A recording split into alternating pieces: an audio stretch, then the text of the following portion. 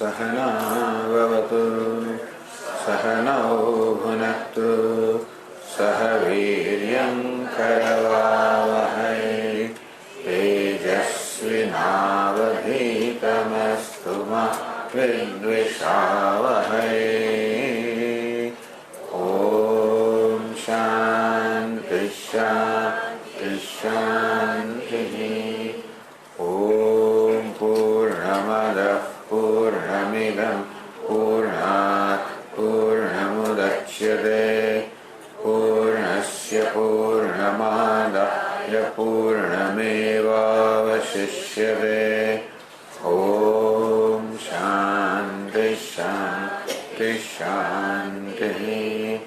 श्रुतिस्मृतिपुराणानाम् आलयं करुणालयं नमामि भगवत्पादं शङ्करं लोकशङ्करं शङ्करं शङ्कराचार्यं केशवं बादरायणं सूत्रभाष्यकृतौ वन्दे भगवन्तौ पुनः पुनः। ईश्वरो गुरुरात्मेति मूर्तिभेदविभागिने व्योमवद्व्याप्तदेहाय दक्षिणामूर्तये नमः। अखण्डं सच्चिदानन्दम् अवाङ्मनसगोचरम् आत्मानमखिलाधारम् आश्रये भीष्टसिद्धये अर्थतोऽप्यद्वयानन्दा अतीतद्वैतभानतः गुरूनाराध्यवेदान्त सारं वक्ष्ये यथामति।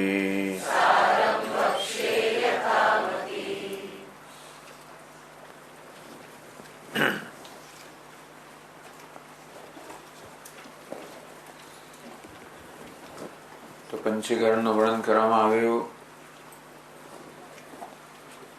આમ પંચમહાભૂત જે પ્રારંભમાં સૂક્ષ્મ અવસ્થામાં હતા એમના તમસ અંશનું પરસ્પર સંમિશ્રણ થયું અને પ્રત્યેક મહાભૂતમાં 2-4 મહાભૂતના 1/8 ભાગ ઉમેરાયા. એમ કરીને પંચીકરણ જે શુદ્ધ મહાભૂત હતું જેમ કે આકાશ એમાં 5 પણું આવી ગયું. આકાશ પણું પાછું વાયુ અગ્નિ જળ પૃથ્વી. પરંતુ આકાશ કારણ છે વધારે વ્યાપક છે, બીજા વાયુ વગેરે કાર્ય છે અલ્પ વ્યાપક છે. તેથી અલ્પ વ્યાપકના ગુણ મહાવ્યાપકમાં ના આવે એટલે કે આ કાર્યના ગુણ કારણમાં ના આવે. એટલે વાયુ વગેરે 1/8 આકાશમાં હોવા છતાં પણ એ પોતાના ગુણો આકાશમાં લાદતો નથી. જ્યારે આકાશ તો વ્યાપક છે પણ એના ગુણ વાયુમાં આવે. આ રીતે કારણના ગુણની અનુવૃત્તિ કાર્યમાં થઈ. અંતેથી શબ્દ સ્પર્શ રૂપ રસ ગંધ આકાશમાં માત્ર એક જ ગુણ શબ્દ, વાયુમાં 2 ગુણ શબ્દ સ્પર્શ, અગ્નિમાં 3 ગુણ શબ્દ સ્પર્શ રૂપ, જળમાં 4 ગુણ શબ્દ સ્પર્શ રૂપ રસ, પૃથ્વીમાં 5 ગુણ શબ્દ સ્પર્શ રૂપ રસ ગંધ. જયારે શુદ્ધ હતો તો એક જ ગુણ હતો. પૃથ્વી શુદ્ધ હતી તન્માત્રા માત્ર ગંધ જ ગુણ હતો. અગ્નિ પણ શુદ્ધ હતો તન્માત્રા માત્ર રૂપ ગુણ જ હતો. તો હવે આ જયારે સ્થૂળીકરણ થયું ત્યાર પછી આ કારણના ગુણો બધા કાર્યમાં આવ્યા અને એ રીતે જેમ આગળ સર્જનની પ્રક્રિયા થઈ તેમ તેમ જેમ ભૂતો સ્થૂળ થતા ગયા વધુ ને વધુ એમાં ગુણ પ્રગટ થતા ગયા. આવા પંચમહાભૂત સ્થૂળ પંચમહાભૂતમાંથી પછી આ જગત ઉત્પન્ન થયું. પહેલા 14 ભૂન ઉત્પન્ન થયા. બધા જીવોને રહેવા માટેના સ્થાન ઉત્પન્ન થયા. 7 ઉપર ભૂ ભુવ સુહ મહ જન તપઃ સત્યમ. અતલ વિતલ સુતલ રસાતલ તલાતલ મહાતલ પાતાલ બધા અધોલોક. આ પ્રકારે 14 ભુવન, એમાં ભિન્ન ભિન્ન પ્રકારના જીવો. આમ તો બધા લાખો જોની છે બધી, પણ જીવોને 4 વિભાગમાં વિભક્ત કરવામાં આવ્યા. તો કયા 4? જરાયુજ, અંડજ, સ્વેદજ, ઉદ્ભિજ, સ્વેદજ. જરાયુમાંથી જન્મેલા તો મનુષ્યો, પશુઓ વગેરે. ઈંડામાંથી જન્મેલા પક્ષીઓ, સાપ વગેરે. સ્વેદમાંથી પસીનામાંથી જન્મેલા જૂ અથવા તો પેલી લીફ વગેરે. યુકા, મશક વગેરે. અને પછી ઉદ્ભિજ એટલે કક્ષ વૃક્ષાદિ, લતાઓ, વૃક્ષ વગેરે જે જમીનને ફાડીને બહાર આવે છે. પછી આ બધા મહાભૂત માટે અન્ન પાનાદિની વ્યવસ્થા છે. આ પ્રકારે સમગ્ર બ્રહ્માંડ તૈયાર થયું. બધા પ્રકારની વ્યવસ્થાઓ સહિતનું બ્રહ્માંડ તૈયાર થયું. હવે સ્થૂળ શરીરની વાત કરે છે કે સ્થૂળ શરીર પણ સમષ્ટિ છે અને વ્યષ્ટિ છે. બધા જ લોકમાં, 14 લોકમાં જે બધા જ પ્રકારના જીવો છે, એ બધા જીવો જે શરીર છે, શરીર એ બધાને એક દ્રષ્ટિથી જોવામાં આવે, એ સર્વ એક સાથે અહંભાવ કરવામાં આવે, ત્યારે એ બધા સ્થૂળ શરીરની સમષ્ટિ કહેવાય. જ્યારે પ્રત્યેક ઉપાધિમાં જુદું અહંભાવ કરવામાં આવે ત્યારે એ સ્થૂળ મહાભૂતની, સ્થૂળ પ્રપંચની કે સ્થૂળ શરીરની વ્યષ્ટિ કહેવાય. તો એતત સમષ્ટિ ઉભયતમ ચૈતન્યમ વૈ વિશ્વૈશ્વાનર વિરાટ ઉચ્યતે. તો સમષ્ટિમાં જે ઉપહિત ચૈતન્ય છે, સમષ્ટિમાં તાદાત્મ્ય પામેલું છે, જે અહંભાવ ધરાવવાનું ચૈતન્ય છે, એને વૈશ્વાનર કે વિરાટ કહેવામાં આવે છે. વિશ્વ એટલે સર્વ. આ સર્વ નર એટલે જીવો. બધા જીવોમાં અહંભાવ હોવાના કારણે વૈશ્વાનર કહેવામાં આવે. અથવા વિવિધ રીતે પ્રગટ વિરાજમાન છે, પ્રગટી રહ્યું છે, ભાસી રહ્યું છે, માટે એને વિરાટ કહેવામાં આવે છે. अस्येषा समष्टि स्थूल शरीरम अन्न विकारद्वहात् अन्नमय कोश वगैरह स्थूल भोग स्थूल शरीरम जागृत व्यपदिश्यते. ઈશ્વરનું આ સ્થૂળ શરીર પણ સ્થૂળ શરીર કહેવાય. એનો એ અન્નમય કોષ કહેવાય અને એની એ જાગ્રત અવસ્થા કહેવાય. હવે આપણે આગળ 206 પાના પર આગળ વાંચીએ.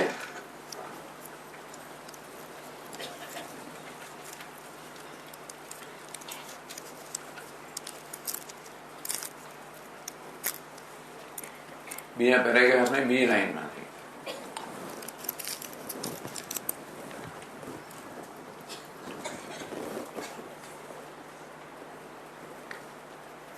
एतद् व्यष्टि उपहितं चैतन्यं विश्वः इति उच्यते. सूक्ष्म शरीर अभिमानम् अपरित्यज्य स्थूल शरीरादि प्रविष्टत्वात्. व्यष्टि એટલે વ્યક્તિગત સ્થૂળ શરીરમાં જ્યારે ચૈતન્ય અહંભાવ ધરાવે ત્યારે એને વિશ્વ કહેવામાં આવે. તો વ્યક્તિગત ચૈતન્ય સ્થૂળ શરીરમાં અભિમાની વિશ્વ કહેવાય. સમષ્ટિમાં અભિમાની ચૈતન્યને વૈશ્વાનર કે વિરાટ કહેવામાં આવ્યું. એ જ ચૈતન્ય જ્યારે વ્યષ્ટિમાં વ્યક્તિગત સ્થૂળ શરીરમાં અહંભાવ કરે ત્યારે એને વિશ્વ કહેવામાં આવે. તો એ ચૈતન્ય જયારે વ્યષ્ટિ કારણ શરીરમાં અહંભાવ કરે એને પ્રાજ્ઞ કહેવામાં આવે. વ્યષ્ટિ સૂક્ષ્મ શરીરમાં અહંભાવ કરે એને તેજસ કહેવામાં આવે. અને વ્યષ્ટિ સ્થૂળ શરીર એટલે વ્યક્તિગત સ્થૂળ શરીરમાં અહંભાવ કરે એને વિશ્વ કહેવામાં આવે. વિશ્વ એટલે સંપૂર્ણ અભિવ્યક્તિ જાગ્રતમાં છે.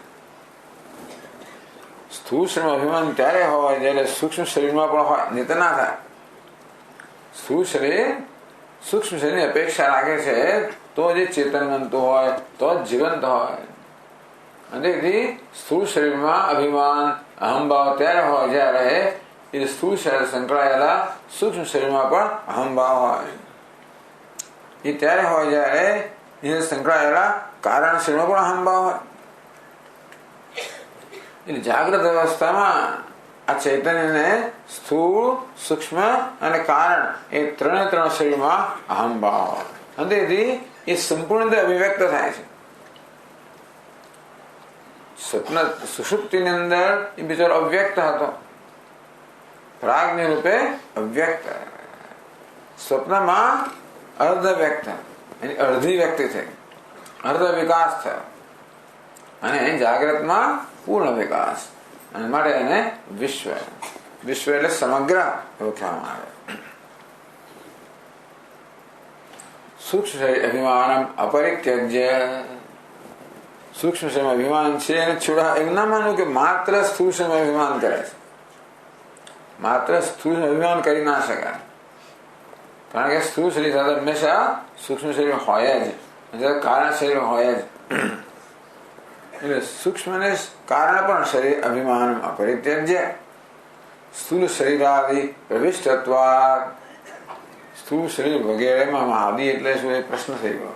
સ્થૂળ શરીર વગેરેમાં એટલે એનો એ આદિનો કોઈ અર્થ કરવામાં આવતો નથી. સ્થૂળ શરીરાદિ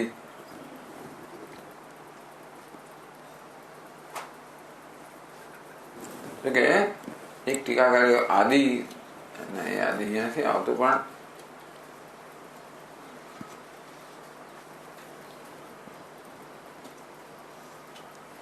પૂર્વ ઉપાધિ વિશિષ્ટ સેવ ઉત્તરોત્તર ઉપાધિ પ્રવેશાત સર્વશરીર પ્રવેષ્ટત્વ સ્થૂળ ભોગાયતન અભિમાન વિશ્વ. બરોબર.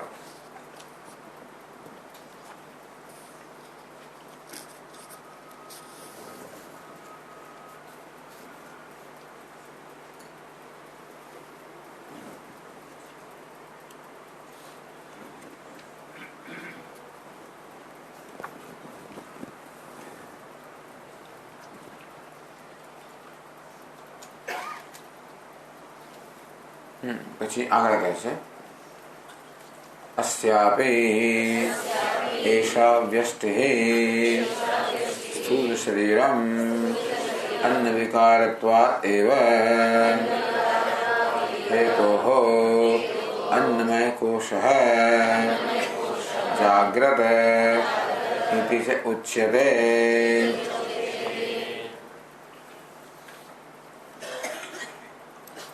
अस्यापि एषा व्यष्टिः. તો આ ચૈતન્ય અને એની ઉપાધિ બેની ચર્ચા થઈ રહી છે. બધી સર્જન તો ઉપાધિ ન થાય. ચૈતન્યનું સર્જન ના થાય. ચૈતન્ય અમે હતો, છે ને રહેશે. આ ઉપાધિ ના હોય તો ચૈતન્ય અભિવ્યક્ત ના થાય. ઉપાધિ નું સર્જન થાય અને ચૈતન્યની અભિવ્યક્તિ થાય. જેમ કે આ પેલા હોળનો બલ્બ ના હોય, વીજળી તો હોય છે, પણ બલ્બ ના હોવાના કારણે વીજળીની અભિવ્યક્તિ થતી નથી.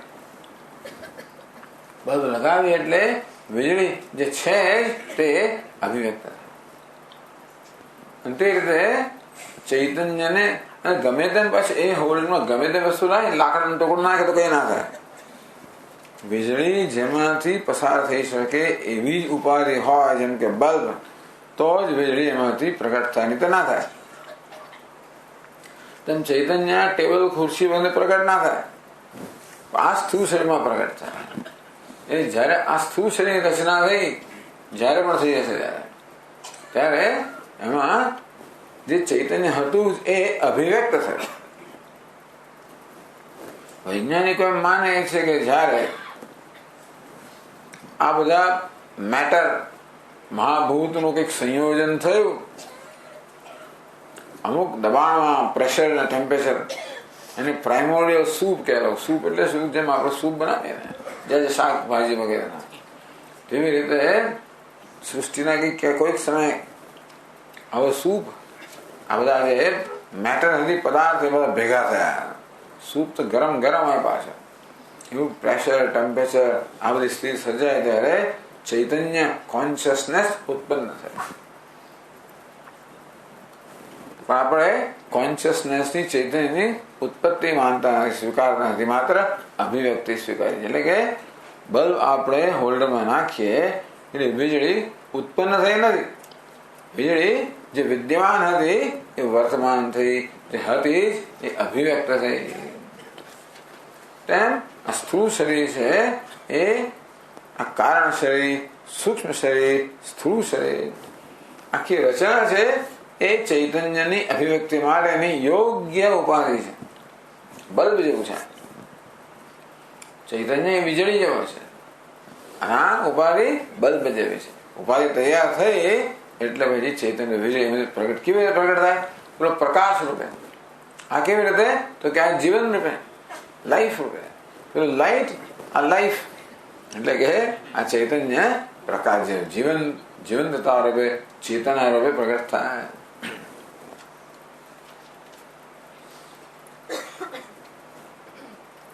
પછી એ રીતે જ અસ્યાપી એષા વ્યષ્ટિ.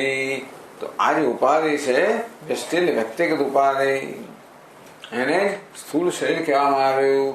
સ્થૂળ છે કારણ કે ઇન્દ્રિયોના જ્ઞાનનો વિષય છે. આપણે આપણા શરીરને જોઈ શકીએ, સ્પર્શી શકીએ વગેરે. અન્ન વિકારત્વાદ હવે તો અન્નમય કોશ. આ સ્થૂળ શરીર તો અન્નનો વિકાર છે, જાણીતું જ છે. માતા પિતાએ ખાધેલ અન્નમાંથી ઉત્પત્તિ, અન્ન વડે એની સ્થિતિ અને વૃદ્ધિ, અને છેવટે અન્નમાં લય થઈ જવો માટે આ સ્થૂળ શરીર છે અન્નનો વિકાર છે, માટે એને અન્નમય કહેવામાં આવ્યું. વળી એ અન્નમયમાં સ્થૂળ શરીરમાં અભિમાન થઈ જતો હોય છે, અહંભાવ થઈ જતો હોય છે. એટલે હું સ્થૂળ શરીર છું, એટલે કે હું મનુષ્ય છું. આ પ્રકારનો આપણો ખ્યાલ શું બતાવે છે? સ્થૂળ શરીરમાં અહંભાવ બતાવે છે. જ્યારે હું મનુષ્ય છું ત્યારે હું બ્રહ્મ છું, એ મારી વાસ્તવિકતાને એ કેવું રાખે છે? ઢાંકેલું રાખે છે, આવૃત કરી દે છે. એ જ્ઞાનથી મને વંચિત રાખે છે. એટલે આગળ કહ્યું તે પ્રમાણે આ સ્થૂળ શરીર એ આપણા જ્ઞાન, હું બ્રહ્મ છું એ જ્ઞાનમાં અવરોધરૂપ નથી, પણ સ્થૂળ શરીરમાં અહંભાવ અવરોધરૂપ છે. એટલે જ્ઞાની પુરુષને સ્થૂળ શરીરમાં અહંભાવ હોય છે, અને માટે હું બ્રહ્મ છું એ જ્ઞાન હોતું નથી. જ્ઞાની પુરુષમાં સ્થૂળ શરીર તો હોય, માત્ર અહંભાવ ના હોય. તો સ્થૂળ શરીરનું હોવું એ જ્ઞાનનો વિરોધી હોય તો જ્યાંથી માણસ જીવે ત્યાંથી જ્ઞાન થાય છે, એવું નથી. માત્ર સ્થૂળ શરીરમાં અહંભાવનો ત્યાગ કરવાનો છે. એને પણ આવી ચર્ચા છે. તો તેથી અન્નમય કોશ કેમ થયો? આ શરીર અન્નમય છે. એમાં અહંભાવને કારણે હું અન્નમય છું, હું દેહ છું, હું મનુષ્ય છું વગેરે મારા ખ્યાલ કહો, મારો મય દ્રષ્ટિ, અભિપ્રાય, ભ્રમ કહો, આ ભ્રમ જ વાસ્તવમાં મારા સ્વરૂપના વાસ્તવિક જ્ઞાનમાં અવરોધ રૂપે માટે એને કોષ કહેવામાં આવે. અહીં તો શરીરને જ કોષ કહે છે, એવી જ બધું વર્ણન આવે છે, પણ આ શરીર કોષ નથી. શરીર જો કોષ હોત તો શરીર તો હોય જ જીવે ત્યાં સુધી. શરીર આપણે નાખતો હોય તો કોઈ દિવસ આત્માનું જ્ઞાન થાય જ નહીં. શરીરમાં અહંભાવ કોષ છે, માટે એનો ત્યાગ થઈ શકે. શરીરનો ત્યાગ ના થઈ શકે, અહંભાવનો ત્યાગ થાય. કારણ કે એ કેવું છે? અજ્ઞાનની ઉપજ છે, એ કૃત્રિમ વસ્તુ છે, એ આપણો સ્વભાવ નથી. અન્નમય કોષ. અને આ સ્થૂળ શરીરમાં અભિમાન હોય, અને ત્યારે જ સ્થૂળ શરીરની અંદર આપણો અભિમાન, ત્યારે જ આપણે સ્થૂળ જગતનો સંપર્ક કરી શકીએ. સ્વપ્નમાં સ્થૂળ દેહમાં અહંભાવ હોતો નથી, અને તેથી સ્વપ્ન દરમિયાન આ સ્થૂળ વિષયો સાથે આપણો સંપર્ક નથી હોતો. તો સ્થૂળ વિષયો જગત સાથે સંપર્ક કરવા માટે તો સ્થૂળ દેહમાં અભિમાન કે અહંભાવ જોઈએ. એટલે અન્નમય જાગ્રત ઇતિ ઉચ્યતે. તેથી અને એને કહે છે ભોગાયતનમ. તત્વબોધમાં સ્થૂળ શરીરને ભોગાયતનમાં સવારે વાત કરી આપણે કે ભોગ અર્થાત સુખ દુઃખ વગેરે અનુભવ કરવા માટેનું આ સ્થાન છે. અને સૂક્ષ્મ શરીર છે ભોગ સાધનમ, સુખ દુઃખ વગેરેનો અનુભવ કરવા માટે સૂક્ષ્મ શરીર એટલે મન વગેરે છે એ સાધન છે. આ સ્થૂળ શરીર છે એ સૂક્ષ્મ વગેરેના અનુભવ માટેનું સ્થાન છે. જાગ્રત ઇતિ જ ઉચ્યતે. જાગ્રતની વ્યાખ્યા સમજાવી સવારે. ઇન્દ્રિય અર્થોપલબ્ધિ. આપણે જયારે આ ઇન્દ્રિયો દ્વારા જગતના વિશ્વનો અનુભવ કરીએ ત્યારે એ અવસ્થાને જાગ્રત કહેવાય. ક્યારેક પ્રશ્ન જન્મતો હોય કે સ્વપ્નમાં પણ એવું જ હોય છે ને, સ્વપ્ન આ પ્રકારે પદાર્થનો અનુભવ કરતા હોઈએ છીએ તો સ્વપ્ન જાગ્રત ફેર શું? અત્યારે જાગ્રતમાં જેમ હું અનુભવ કરી રહ્યો છું, હું આ પ્રકારનું સ્વપ્ન જોતો હોઉં તો સ્વપ્ન એવું જ અનુભવ થાય ને. તો જાગ્રત ને સ્વપ્નમાં ફેર શું? તો કહે છે કે જાગ્રતમાં જે વિષય અનુભવ થાય છે એ સ્થૂળ વિષયો છે અને એ આપણી આ જ્ઞાનેન્દ્રિયો દ્વારા અનુભવાઈ રહ્યા છે. જ્યારે સ્વપ્નમાં આ જ્ઞાનેન્દ્રિયો નથી. સ્વપ્નમાં તો આત્મા પોતાનું શરીર નવું રચે છે. બૃહદારણ્યક ઉપનિષદ કહે કે આત્મા સ્વપ્ન અનુભવ કરવા માટે પહેલા આ સ્થૂળ દેહને નિશ્ચેતન બનાવી દે, પછી સ્વપ્ન દેહ ઉત્પન્ન કરે અને જાગ્રતના અનુભવમાંથી એક અંશ લે. જાગ્રતના અનુભવમાંથી સંસ્કાર કહો, વાસના કહો, એટલો અંશ પોતાની સાથે લઈ જાય. એમાંથી સ્વપ્નનું જગત રહે છે. એટલે સ્વપ્નમાં જે અનુભવ થાય છે એ વિષયો આ સ્થૂળ વિષયો નથી, મન વડે કલ્પાયેલા સૂક્ષ્મ વિષયો છે. સ્વપ્નમાં જે આંખો વગેરે હોય છે એ આ આંખો નથી, ત્યાં ઉત્પન્ન થયેલી સ્વપ્નની ઉપાધિ છે. તેથી આમ જાગ્રત અને સ્વપ્ન સમાન જણાતા હોવા છતાં પણ વિષયો પણ જુદા છે, જુદા પ્રકારના છે, ઇન્દ્રિયો પણ જુદા પ્રકારની છે. એટલે કહું ઇન્દ્રિયો વડે સ્થૂળ પદાર્થોની ઉપલબ્ધિ અનુભવ એ વસ્તુને જાગ્રત કહેવામાં આવી.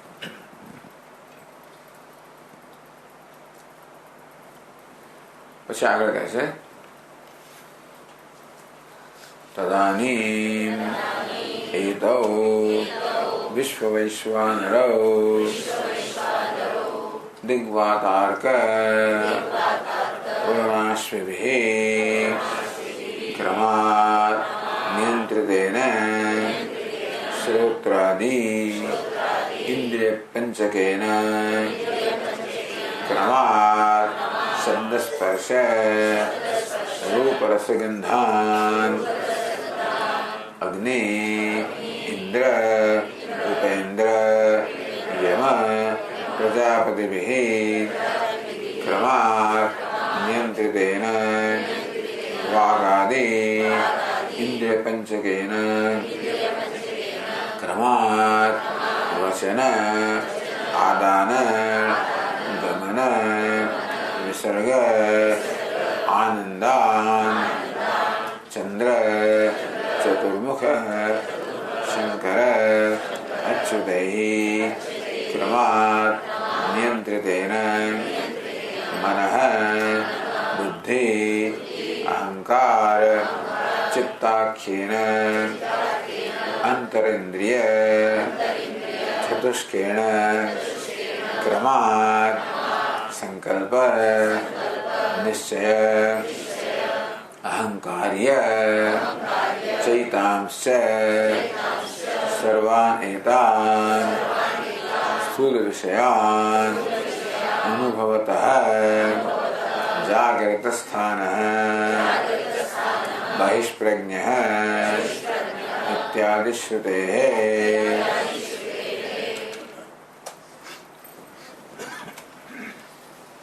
જાગ્રત અવસ્થામાં અનુભવ થઈ રહ્યા છે એનું વર્ણન કરે છે. તદાનીમ એટલે જયારે આ ચૈતન્યનો સમષ્ટિ અને વ્યષ્ટિ સ્થૂળ શરીરમાં અહમ ભાવ હોય છે ત્યારે સમષ્ટિ જાગ્રત અને વ્યક્તિગત જાગ્રત. જાગ્રત અને આ વ્યક્તિ જેવી રીતે પોતાની ઇન્દ્રિયો દ્વારા જગતના સ્થૂળ અનુભવ કરે તેવી રીતે વિરાટ પણ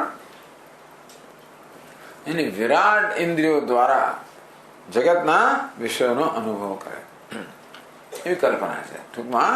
એટલે આપણે આ જાગ્રત એની પણ જાગ્રત. આ અનુભવ ક્યારે થાય? આપણે કાન વડે આ શબ્દો ક્યારે સાંભળી શકીએ? જ્યારે બધા પ્રકારની અનુકૂળતા ઉત્પન્ન થાય ત્યારે. ખાસ કરીને જ્યારે તે દેવતાનો અનુગ્રહ પ્રાપ્ત થાય ત્યારે. દૈવમ ચૈવાત્ર પંચમમ અધિષ્ઠાનમ તથા કર્તા કरणम च पृथक विधम विविधाश्च पृथक चेष्टा दैवम चैवात्र पंचमम. कयो अध्याय છે?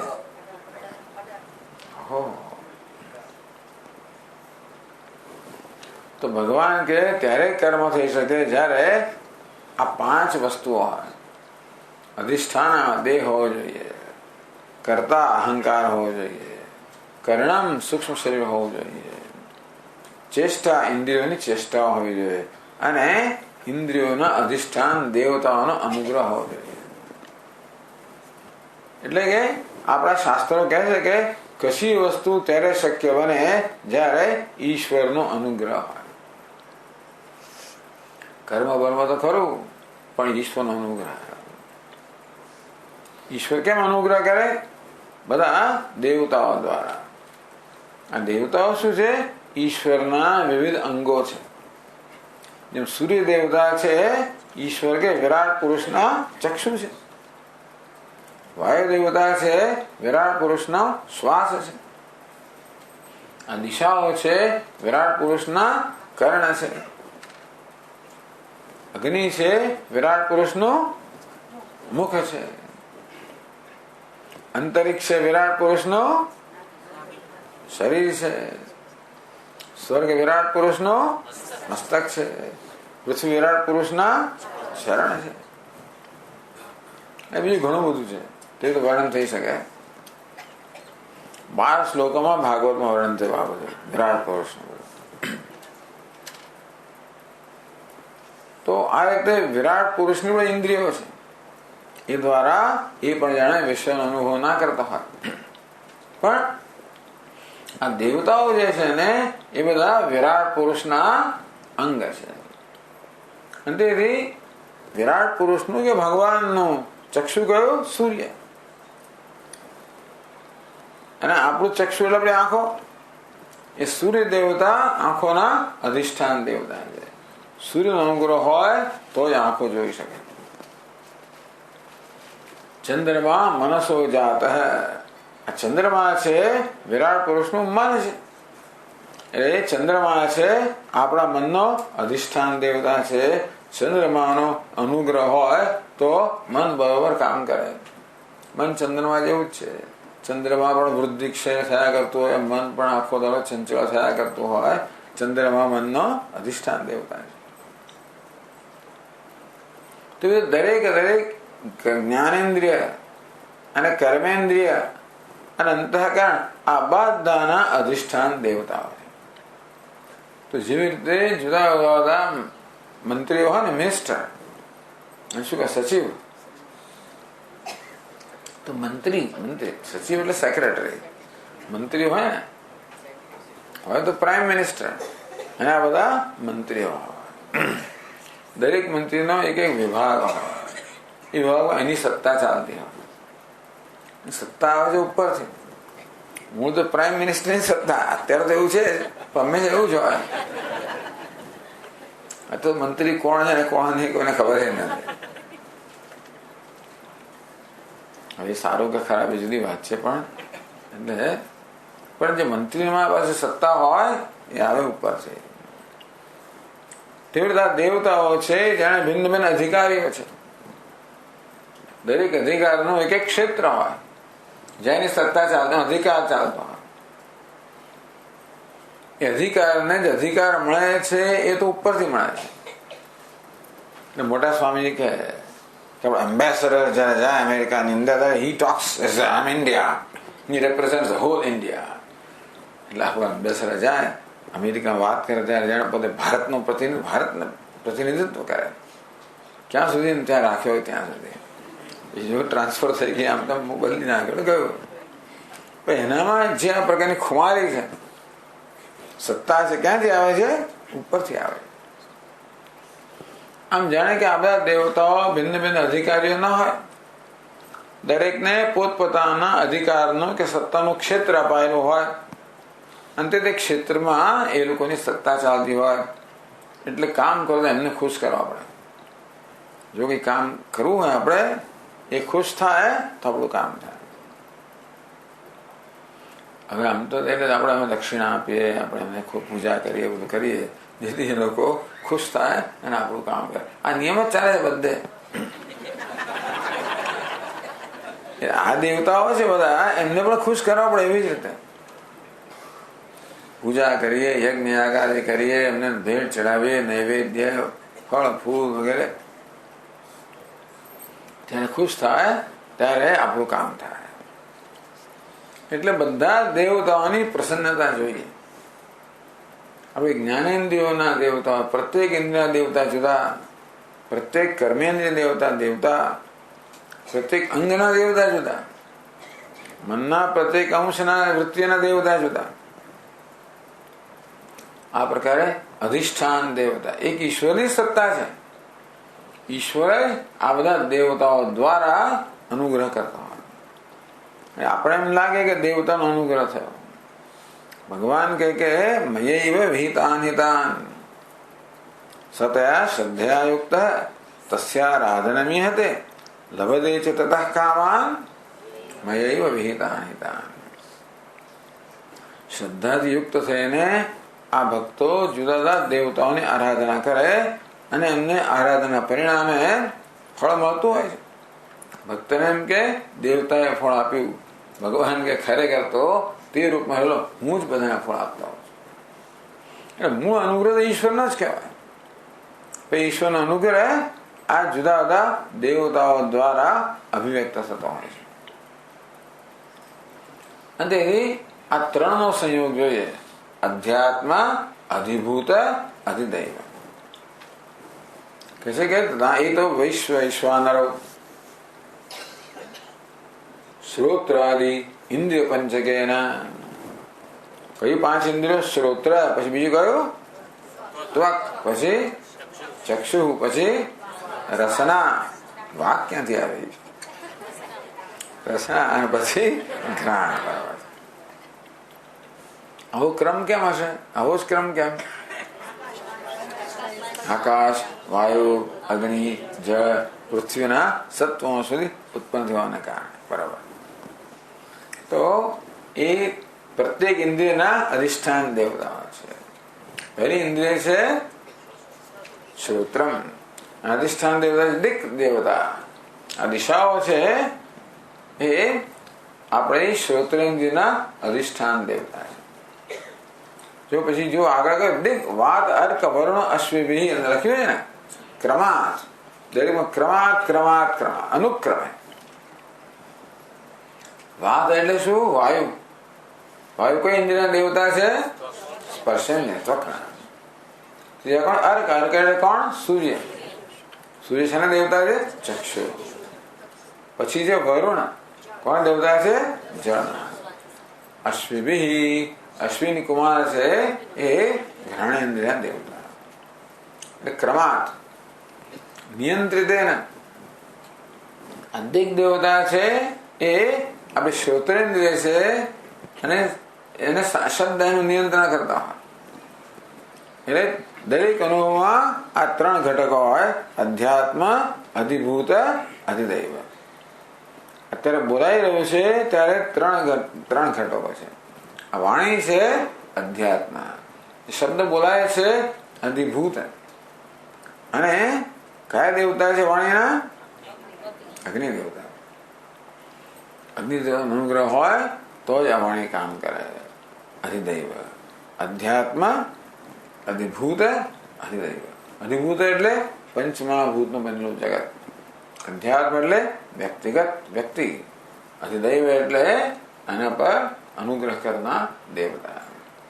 દરેક અનુભવમાં આ ત્રણ ઘટકો હોય. વિશ્વ કે વૈશ્વાનર કોણ છે? અધ્યાત્મ. આ દેવતાઓ અથવા ઇન્દ્રિયો છે પણ અધ્યાત્મ. આ દેવતાઓ છે એ અધિદૈવ. ક્રમાત શબ્દ સ્પર્શ રૂપ રસ ગંધાન એ શું છે? અધિભૂત. દિગ્વાત અર્ક વર્ણ અશ્વી એ શું છે? અધિદૈવ. શ્રોત્ર ઇન્દ્રિય પંચકમ અધ્યાત્મ. શબ્દ સ્પર્શ રૂપ ગંધ અધિભૂત. બરાબર? અધિભૂત એટલે મહાભૂતમાંથી સર્જાયેલા. શબ્દ સ્પર્શ રૂપ રસ ગંધ એ મહાભૂતના ધર્મ જ ગુણ છે. ઇન્દ્રિયો જે છે એ આપણા વ્યક્તિગતમાં રહેલી છે. દેવતાઓ એનો પર અનુગ્રહ કરનારા છે. આ રીતે દિગ્દેવતાના અનુગ્રહથી શ્રોત્રેન્દ્રિય છે એ શબ્દનો અનુભવ કરે. પછી વાયુ દેવતાના અનુગ્રહથી ત્વગ ઇન્દ્રિય સ્પર્શનો અનુભવ કરે. અર્ક એટલે સૂર્ય દેવતાના અનુગ્રહથી ચક્ષુર ઇન્દ્રિય રૂપનો અનુભવ કરે. પછી વરુણ દેવતાના અનુગ્રહથી રસનેન્દ્રિય રસનો અનુભવ કરે. અને અશ્વિની કુમારના અનુગ્રહથી ઘ્રાણેન્દ્રિય ગંધનો અનુભવ કરે. આ 5 જ્ઞાનેન્દ્રિય ભાગ છે. એ પણ દેવતાઓથી નિયંત્રિત. તો 5 કર્મેન્દ્રિયો ક્રમા નિયંત્રિત. વાઘ આદિ કઈ 5 કર્મેન્દ્રિયો છે? વાક, પાણી, પાદ, વાયુ, ઉપસ્થ. આવો ક્રમ છે. એ 5 ઇન્દ્રિયોના અધિષ્ઠાન દેવતા કયા કયા? તો કે અગ્નિ, ઇન્દ્ર, પછી કોણ? ઉપેન્દ્ર, પછી યમ અને પ્રજાપતિ. તો પહેલી ઇન્દ્રિય કઈ છે? વાઘ ઇન્દ્રિય. પેલા દેવતા કયા છે? અગ્નિ. માટે વાઘ ઇન્દ્રિય છે, વાણી છે, એના અધિષ્ઠાન દેવતા કોણ? બીજી ઇન્દ્રિય છે પાણી. બે દેવતા કયા છે? ઇન્દ્ર. મારો હાથ છે, અધિષ્ઠાન દેવતા કોણ છે? ઇન્દ્ર. ત્રીજી ઇન્દ્રિય કઈ? પાદ. ત્રીજા દેવતા કયા છે? ઉપેન્દ્ર. એટલે કોણ? ઉપેન્દ્ર એટલે વિષ્ણુ. વિષ્ણુ કયા અધિષ્ઠાન દેવ છે? એના અધિષ્ઠાન દેવતા છે પગના, ગતિના. બરાબર છે. ચોથી ઇન્દ્રિય કઈ? પાયુ. એના ચોથા દેવતા કયા છે? યમ. એના અધિષ્ઠાન દેવતા. પાંચમી ઇન્દ્રિય ઉપસ્થ. એના અધિષ્ઠાન દેવતા પ્રજાપતિ.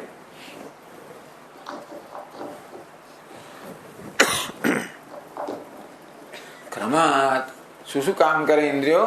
વચન. તો વાઘ ઇન્દ્રિય આપણી વાણી છે એ શું કરે?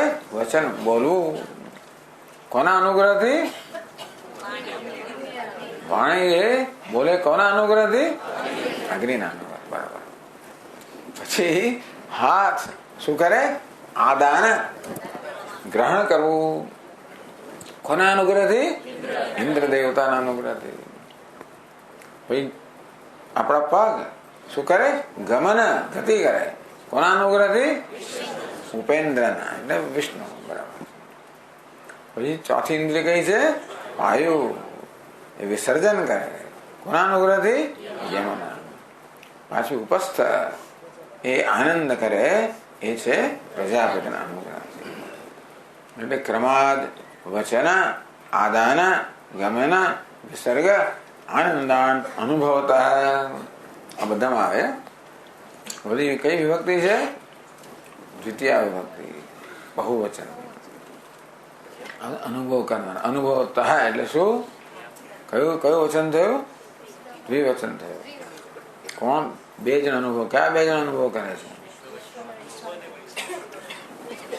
વિશ્વ અને વૈશ્વાનર અને વિશ્વ. સમષ્ટિ અને વ્યષ્ટિ. પછી શું છે આપણું અંતઃકરણ? એમાં કયા કયા અંશ છે? અંતઃ મન, બુદ્ધિ, અહંકાર, ચિત્ત. એમ લખ્યું હોય 4 4. કયા દેવતાઓ છે? ચંદ્ર. ચતુર્મુખ એટલે કોણ? બ્રહ્માજી. શંકર અને અચ્યુત. અચ્યુત એટલે કોણ? પાછા વિષ્ણુ કે વાસુદેવ. શંકર એટલે રુદ્ર સમજવાના. તો પેલા દેવતા છે ચંદ્ર. કોના અધિષ્ઠાન દેવતા? મન. બે દેવતા છે ચતુર્મુખ બ્રહ્માજી. કોના દેવતા? બુદ્ધિ. ત્રીજા છે શંકર કે રુદ્ર. કોના અધિષ્ઠાન દેવતા? અહંકાર. અને ચોથા અચ્યુત વાસુદેવ. કોના દેવતા? ચિત્ત. ક્રમાત શું કરે? આ આપણે અંતઃકરણી વૃત્તિઓ તે દેવતાના અનુગ્રહથી શું કામ કરે? ક્રમાત સંકલ્પ નિશ્ચય અહંકાર્ય ચૈતાંશ અનુભવત. એટલે આપણું મન છે, મનસ, એ ચંદ્રમાના અનુગ્રહથી સંકલ્પ વિકલ્પ કરે. પછી આપણી બુદ્ધિ કોના અનુગ્રહથી? બ્રહ્માજીના અનુગ્રહથી નિશ્ચય કરે. આપણો અહંકાર કોના અનુગ્રહથી? શંકર કે રુદ્ર અનુગ્રહથી અહંકાર્ય એટલે કે અહંકાર ને વિષય હોય એ વિષય એ પ્રકારે અહંકાર કરે. ચિત્ત. અચ્યુત એટલે કે વાસુદેવના અનુગ્રહથી ચિત્ત. ચૈતાંશ. ચૈત્ય એટલે ચિત્તના એટલે સ્મૃતિ. સ્મૃતિનો અનુભવ કરે. એટલે આ બધી વસ્તુઓ ક્યારે શક્ય બને? જ્યારે તે દેવતાનો અનુગ્રહ હોય.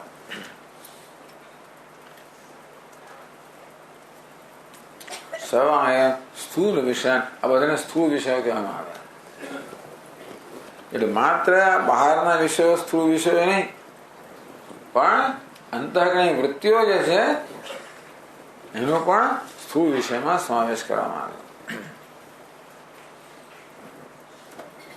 ચાલો, સ્થૂળ વિષય અનુભવતા. તો સૂક્ષ્મ વિષયો એટલે કે એ સ્વપ્નના ગણી લેવાના. સ્વપ્નમાં બધું જ હોય. પાછું સ્વપ્નમાં આવી 5 જ્ઞાનેન્દ્રિયો હોય, 5 કર્મેન્દ્રિયો હોય, પાછું અંતઃકરણ હોય, એના પછી પેલા બધા અધિષ્ઠાન દેવતાઓ હોય, ત્યાં એ વિષયનો અનુભવ થતો હોય. આ બધી વ્યવસ્થા સ્વપ્નમાં સમજી લેવાની. સુષુપ્તમાં બધા ઊંઘી ગયા હોય. ઇન્દ્રિયો પણ ઊંઘી ગઈ, મન બુદ્ધિ ઊંઘી ગયા, દેવતા પણ ઊંઘી ગયા, વિષયો પણ ઊંઘી ગયા, બધા ઊંઘી ગયા. કયું છે? સુષુપ્તિ. તો સમષ્ટિ સુષુપ્તિ એટલે પ્રલય, વ્યષ્ટિ સુષુપ્તિ એટલે લય.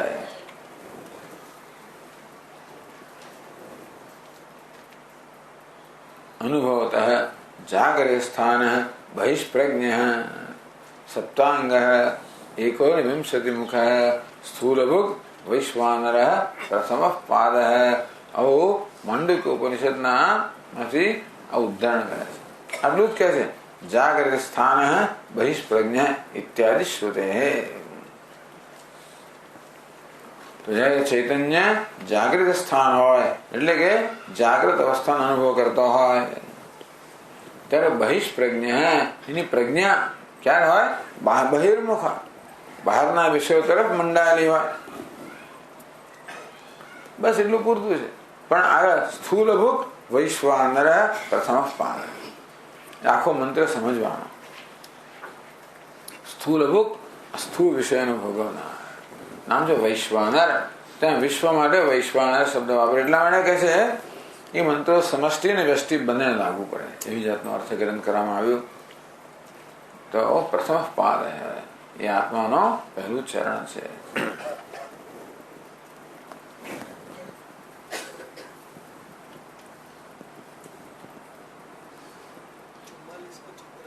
ચુમ્માળીનું ચિત્ર છે. ચિત્ર જુઓ ભાઈ,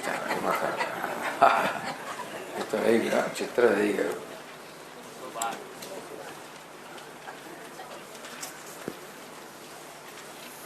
એ પહેલા 209 પાન પર 43 ચિત્ર પણ છે. તો સારું છે કે ચતુર સ્થૂળ શરીર કી સમષ્ટિ વ્યષ્ટિ. બરાબર છે.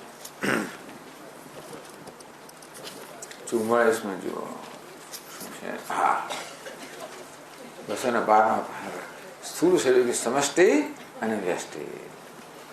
વૈશ્વાનર અથવા વિરાટ એક બાજુ અને બીજી બાજુ છે વિશ્વ. તો तो जो 5 ज्ञानेन्द्रिय श्रोत्र त्वक चक्षु रसना घ्राण अधिष्ठान देवता दिग्वायु सूर्य वरुण अश्विन એમનું કાર્ય કયું છે? શબ્દ સ્પર્શ રૂપ રસ ગંધ.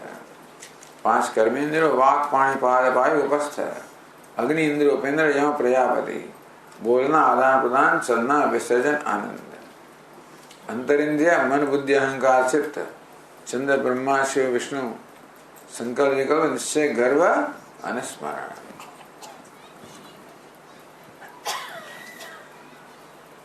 बराबर.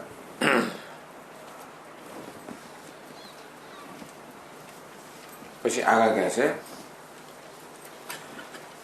अत्रापि अनयोः स्थूल व्यष्टि समष्टयोः तदुपहित विश्ववैश्वानरयोश्च वनवृक्षवत् तदवच्छिन्न आकाशवच्च जलाशय जलवत् तद्गत प्रतिबिंबित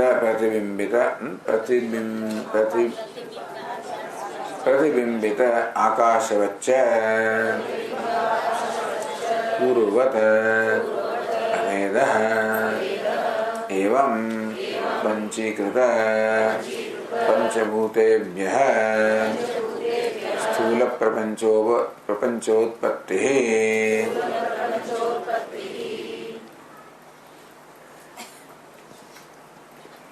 અત્યારે જેવું કારણ શરીરના કિસ્સામાં હતું, સૂક્ષ્મ કિસ્સામાં હતું, તેવી રીતે આ સ્થૂળ શરીરના કિસ્સામાં પણ અનયોઃ સ્થૂલ વ્યષ્ટિ સમષ્ટિયોઃ સ્થૂળ વ્યષ્ટિ અને સ્થૂળ સમષ્ટિ વિશ્વ અને વિરાટ કે વૈશ્વાનર તદુપહિત વિશ્વ વૈશ્વાનરયોશ્ચ. આ વ્યષ્ટિ વ્યક્તિગત ઉપાધિમાં अहम भाव धरावनार चैतन्य ने विश्व कहो. समष्टि उपाधि में अहम भाव धरावनार चैतन्य ने वैश्वानर कहो. विश्व वैश्वानरयोश्च. तो आ उपाधि ની વ્યષ્ટિ સમષ્ટિ એમાં ચૈતન્ય નહીં પણ વ્યષ્ટિ સમષ્ટિ. વન વૃક્ષવત. વન એટલે વ્યષ્ટિ સમષ્ટિ, વૃક્ષ એટલે વ્યષ્ટિ. તો તદ અવચ્છિન્ન આકાશ વચ્ચે એટલે વન વડે વનમાં અવચ્છિન્ન વન વડે મર્યાદિત આકાશ અને વૃક્ષ વડે મર્યાદિત આકાશ અથવા જલાશય જલવત કે પછી મોટા જળાશયમાં પ્રતિબિંબિત થયેલું આકાશ કે એક નાનકડા જળના સમૂહમાં પ્રતિબિંબિત થયેલું આકાશ પૂર્વત અભેદ. પહેલાની જેમ જ અભેદ ગણી લેવા. એટલે કે ભલે વ્યષ્ટિ ઉપાધિ કદમાં અત્યંત અલ્પ છે, સમષ્ટિ ઉપાધિ અત્યંત વિશાળ છે. માપની દ્રષ્ટિએ એમની વચ્ચે કોઈ તુલના નથી. પણ આ ઉપાધિ છે પંચમહાભૂતનું સર્જન છે. પેલી ઉપાધિ છે પંચમહાભૂતનું સર્જન છે. આ મિથ્યા છે, એ મિથ્યા છે. આ વેશ છે, એ વેશ છે. એ દ્રષ્ટિએ વ્યષ્ટિ ઉપાધિ અને સમષ્ટિ ઉપાધિનો પણ અભેદ માનવામાં આવે છે. એવું કોઈ તાત્વિક ભેદ નથી. એટલે પછી નાનકડું જળનું બિંદુ હોય કે સમુદ્ર હોય, ભલે એમની વ્યાપકતામાં ઘણો ભેદ છે, પણ ખરેખર તત્વની દ્રષ્ટિએ જોઈએ તો કોઈ ભેદ નથી. તેવી રીતે આ વ્યક્તિગત ચૈતન્ય અને સમષ્ટિ ચૈતન્ય એક જ છે. એને વિશ્વ વૈશ્વાનર એવા નામ પડ્યા કયા પ્રકારનો વેશ ધારણ કરે છે એને કારણે. તો વ્યક્તિગત સ્થૂળ શરીરનો વેશ ધારણ કરવાને કારણે એ ચૈતન્યને વિશ્વ એવી સંજ્ઞા થઈ. એ જ વળી સમષ્ટિ સ્થૂળ શરીરનો વેશ ધારણ કરે ત્યારે એ ચૈતન્યને વૈશ્વાનર કહેવાય. એ જ પ્રકૃતિને વ્યષ્ટિ કહે, એ જ પ્રકૃતિને સમષ્ટિ કહે. એ ચૈતન્યને વિશ્વ કહે, એ ચૈતન્યને વૈશ્વાનર કહે. આ પ્રકૃતિ છે, પેલી પ્રકૃતિ છે, માટે કોઈ તાત્વિક ભેદ નથી. આ ચૈતન્ય છે, પેલા પર ચૈતન્ય, કોઈ તાત્વિક ભેદ નથી. આ રીતે વ્યષ્ટિ ઉપાધિ અને ઉપહિત. ઉપહિત કોને કહેવાય? ઉપાધિમાં વ્યક્ત થનાર, ઉપાધિ મર્યાદિત ઉપહિત કહેવાય ખરેખર તો. એટલે આ એક સ્ફટિક છે, સ્ફટિક. અને ચાલો રૂમાલ આ છે તો પછી રૂમાલની પરંપરા હોય છે, પણ જો આ સ્ફટિક પોતે કેવો છે? શુદ્ધ છે, પારદર્શક છે. પરંતુ એની બાજુમાં વસ્ત્ર મૂકવામાં આવે તો આ સ્ફટિક પણ એવો કેસરી દેખાય. સ્ફટિક કેવો છે? કેસરી સ્ફટિક ને કહેવાય ઉપહિત. આ ત્રણ વસ્તુ આમાંથી, એક સ્ફટિક, આ રૂમાલ, રંગીન સ્ફટિક. રંગીન સ્ફટિક કેવો છે? લાલ રંગથી જાણે કે મર્યાદિત હોય એવું જણાય છે, પણ સ્ફટિક વાસ્તવમાં કેવો છે? લાલ રંગનો જણાતો હોવા છતાં પણ એ ખરે કેવો છે? શુદ્ધ જ છે. એટલે આપણે પહેલી નજરે જોઈએ તો સ્ફટિક આપણને કેસરી દેખાય. આપણે કહીએ કેસરી સ્ફટિક, એને કે ઉપહિત કેસરી રંગથી મર્યાદિત થયેલા સ્ફટિકને આપણે ઉપહિત એટલે મર્યાદિત સ્ફટિક કહીએ. પણ પછી સ્ફટિક વાસ્તવમાં કહે છે અનુપહિત. ખરેખર તો પેલો રંગ હટાવી લેવામાં આવે, હટાવો નહીં તો પણ મનમાં વિવેક કરવામાં આવે કે આ સ્ફટિકમાં જે રંગ ભાસે છે એ તો પેલા વસ્ત્રમાં છે. સ્ફટિક સ્વયં તો કેસરી જણાતો હોવા છતાં પણ શુદ્ધ પારદર્શક છે. તેથી આ રંગથી અસ્પૃષ્ટ સ્ફટિક પોતાના મૂળ સ્વભાવમાં કેવું છે? અને અનુપહિત એટલે કે મર્યાદિત ન થયેલું એવું સ્ફટિક છે, એનું સાચું સ્વરૂપ છે. તેમ ચૈતન્ય આ વ્યક્તિગત ઉપાધિ એક આ રૂમાલ જાણે છે, ચૈતન્ય સ્ફટિક જેવો છે. વ્યક્તિગત ઉપાધિમાં મર્યાદિત જણાતા હોવાને કારણે એ જાણે કે ચૈતન્ય વ્યક્તિ બની ગયો, જીવ બની ગયો, વિશ્વ બની ગયો. અને ચૈતન્ય બીજો રંગ હોય તો બીજો દેખાય. આ છે સમષ્ટિ, એ ચૈતન્ય વળી બીજા રંગનો દેખાય. એટલે ટૂંકમાં બંનેમાં ચૈતન્ય બિચારો મર્યાદિત થઈ ગયો. પણ એક વાર આ ઉપાધિ હટાવવામાં આવે ત્યારે વ્યષ્ટિ ચૈતન્ય કહો કે સમષ્ટિ ચૈતન્ય કહો, એ પોતાના સ્વરૂપમાં તો શુદ્ધ પારદર્શક છે. અને અનુપહિત સ્ફટિક કહેવાય કે અનુપહિત ચૈતન્ય કહેવાય. આવા શબ્દો આવશે પછીના ફકરાની અંદર. એ કહે છે આગળ 212 પાના પર,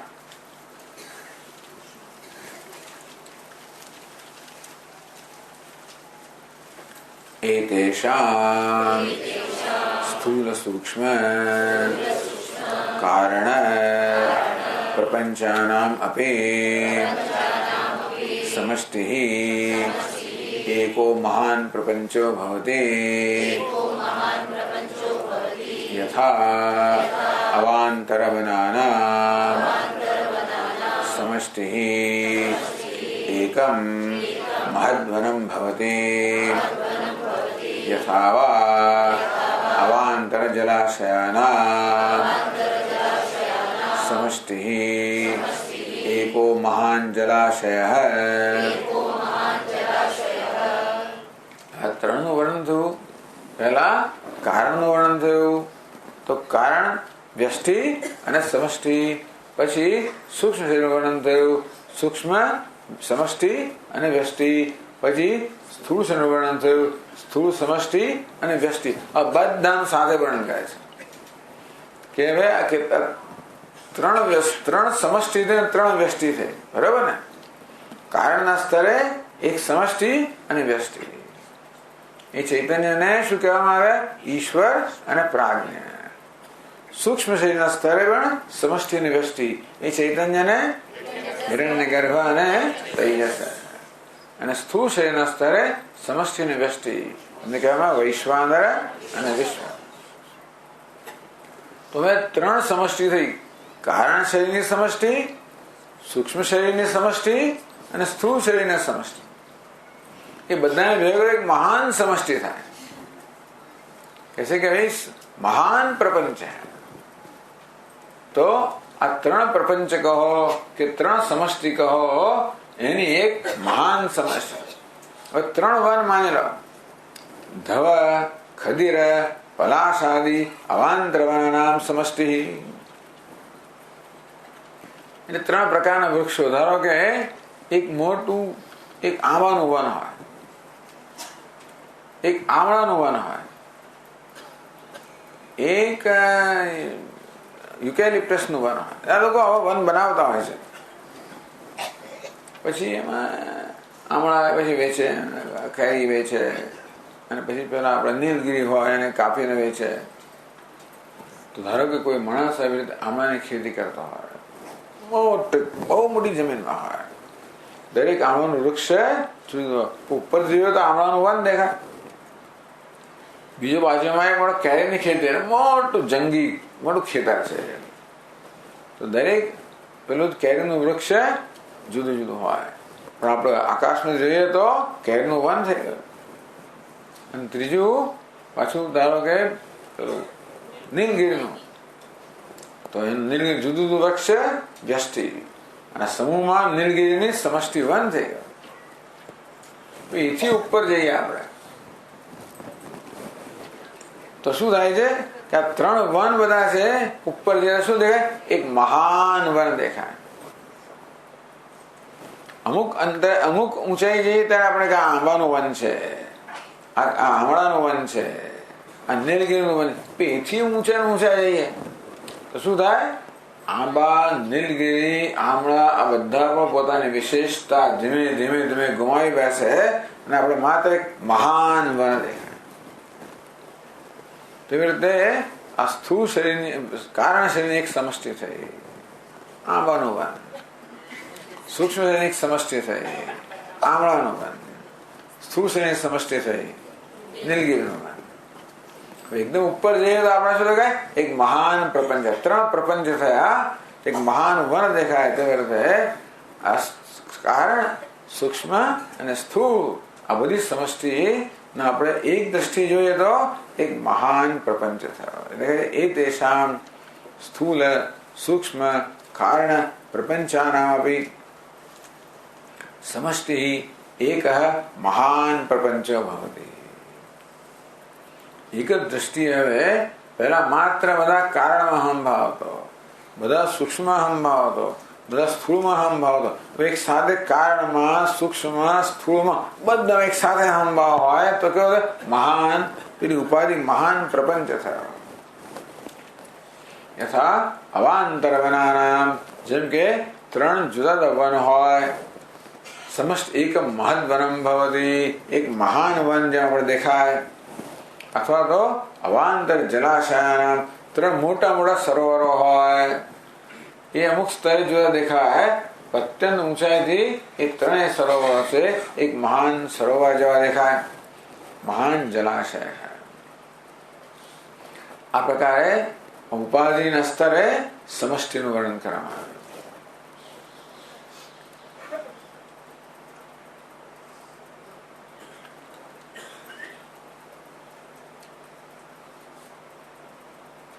પછી હવે ચૈતન્યની વાત કરે છે.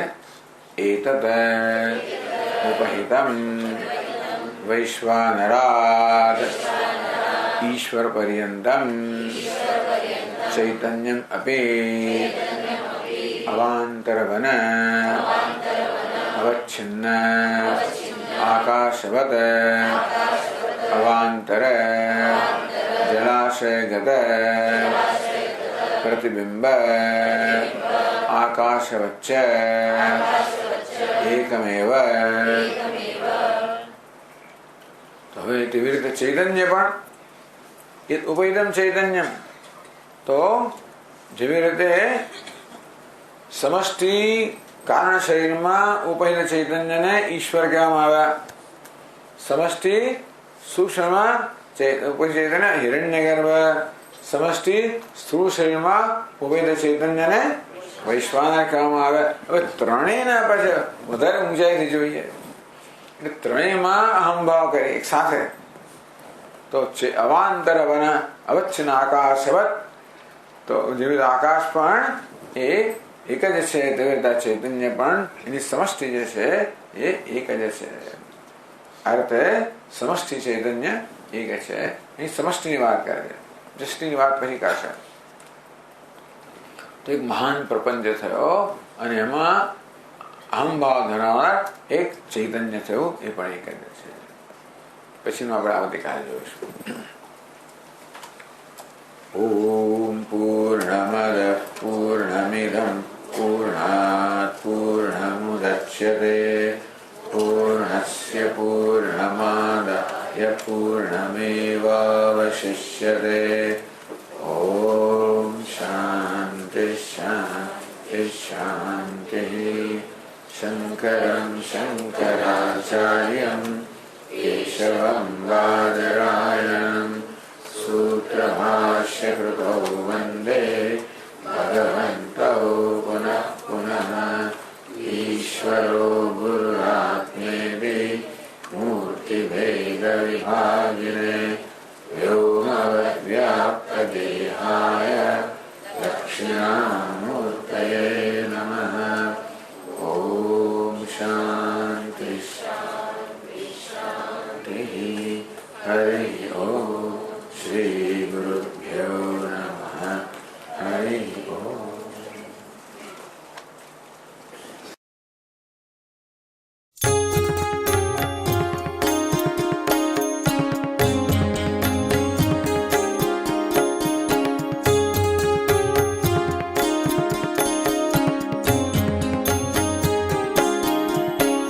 मनोबुद्ध्यहंकार चित्तानि नाहं न च श्रोत्रजिह्वे न च घ्राणनेत्रे न च व्योमभूमिर्न तेजो न वायुः. चिदानन्दरूपः शिवोऽहं शिवोऽहं. चिदानन्दरूपः शिवोऽहं शिवोऽहम्.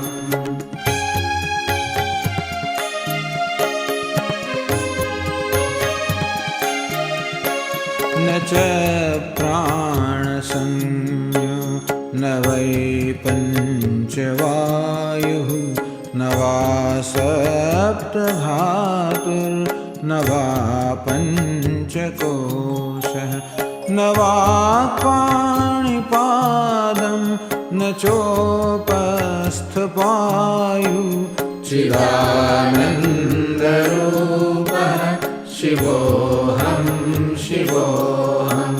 चिदानन्दरूपः शिवोऽहं शिवोऽहम्.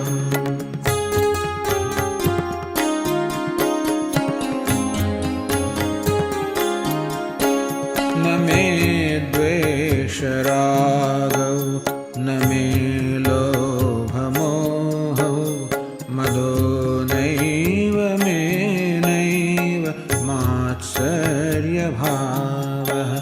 न धर्मो न चार्थो न कामो न मोक्षः.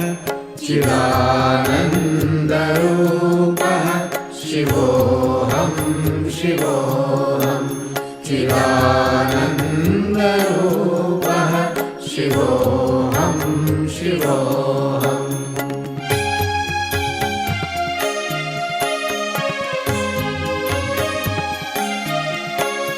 न पुण्यं न पापं न सौख्यं न दुःखं न मन्त्रो न तीर्थं न वेदा न यज्ञः. अहं भोजनं नैव भोज्यं न भोक्ता. चिदानन्दरूपः शिवोऽहं शिवोऽहं. चिदानन्दरूपः शिवोऽहं शिवोऽहम्.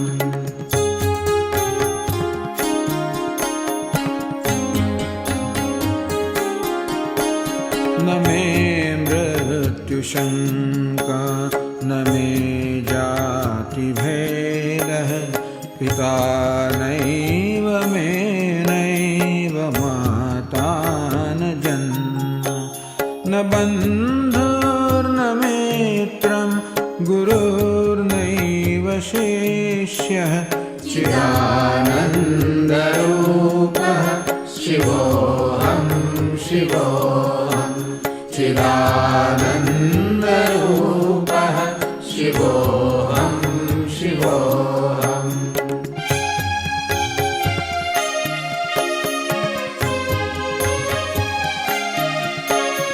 अहं निर्विकल्पो निराकाररूपः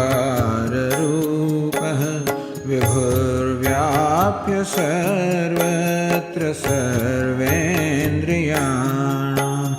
सदा मे समत्वं न मुक्तिर्न बन्धः चिदानन्दरूपः शिवोऽहं शिवोऽहं चिदानन्दरूपः शिवोऽहं शिवोऽहं शिवोऽहं शिवोऽहं शिवोऽहं शिवोऽहं शिवोऽहं